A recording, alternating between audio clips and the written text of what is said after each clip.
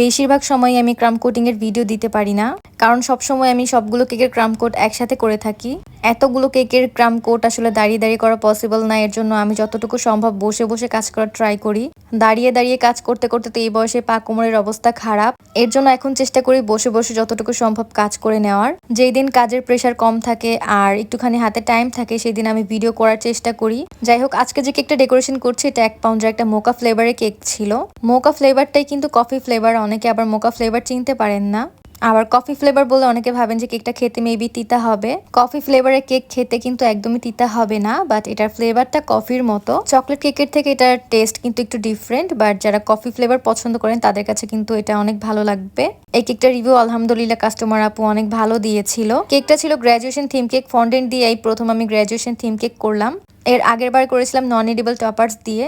এই কেকের ডিজাইনটা আমাকে কাস্টমার আপুই দিয়ে দিয়েছিল এবং সেই রেফারেন্স পিকচারটার মতোই চাচ্ছিল। এর জন্য আমি চেষ্টা করেছি রেফারেন্স পিকচারের মতো যতটুকু সম্ভব ওভাবেই করে দেওয়ার। পিকচারে যা যা ছিল ওভাবেই ফন্ডেন্ট দিয়ে আমি তৈরি করে নেওয়ার চেষ্টা করেছি। ক্লায়েন্ট আপুর অন্য একটা ফ্রেন্ড তার বার্থডের জন্য আমাদের কাছ থেকে একটা কেক নিয়েছিল এবং তার রেফারেন্সে আপু আমাদের কাছে অর্ডার করেছে। এরকম ক্লায়েন্ট পেলে আসলে অনেক ভালো লাগে, কারণ আপু অনেক বেশি সুইট ছিল, সে আমার কাছ থেকে এসে কেকটা পিক করে নিয়ে গিয়েছিল। কেকটা একদম সিম্পলের মধ্যেই ছিল, বাট সিম্পলের মধ্যেও একদম গর্জিয়াস একটা লুক দেওয়ার জন্য অনেকগুলো সুগার পার্ল অ্যাড করা ছিল। রেফারেন্স পিকচারে 3 কালারের সুগার পার্লস দেওয়া ছিল, হোয়াইট কালার, গোল্ডেন কালার আর ব্ল্যাক কালার। আমিও সেম ভাবেই দেওয়ার চেষ্টা করেছি, আর এই সুগার বলস গুলোর জন্য কিন্তু কেকটাকে দেখতে অনেক বেশি সুন্দর লাগছিল। সিম্পল একটা কেকের লুকও সুগার পার্লস অনেক বেশি চেঞ্জ করে দেয়। আপনারা লাস্টেই দেখতে পারবেন যে এই সুগার বলগুলো দেওয়ার জন্য কেকটার ফাইনাল লুক কতটা সুন্দর লাগছিল।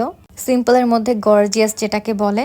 যে কোনো কাস্টমাইজ থিম কেকের জন্য কিন্তু আপনারা আমাদের কাছে কেক অর্ডার করতে পারেন। 2 থেকে 3 দিন আগে কেকের অর্ডারগুলো করে রাখার চেষ্টা করবেন। আর আমরা শুধুমাত্র ঢাকা সিটিতে কেকের ডেলিভারি করে থাকি। ঢাকার বাইরে কেক ডেলিভারি করা যায় না, কারণ কেক যেহেতু অনেক বেশি সেন্সিটিভ, তার জন্য বেশিক্ষণ বাইরে রেখে ডেলিভারি করা পসিবল হয় না, নষ্ট হয়ে যায়। এটা অনেকেই বুঝতে চান না, বাট আসলে বুঝিয়ে বলার পরে বুঝতে পারেন। সো এটা আসলে কারণ যে আমরা অনেক বেশি দূরে কেক ডেলিভারি করতে পারি না। আমার লোকেশন থেকে 16-17 কিলোমিটার পর্যন্ত ডেলিভারি করে থাকি। যাই হোক, এই তো হচ্ছে কেকটার ফাইনাল লুক। আপনার কাছে কেকটা কেমন লাগছে আমাকে অবশ্যই কমেন্ট করে জানাবেন। ভালো লাগলে প্লিজ একটি করে লাইক, কমেন্ট এন্ড শেয়ার করে দিবেন। দেখা হবে ইনশাআল্লাহ পরের ভিডিওতে। আল্লাহ হাফিজ।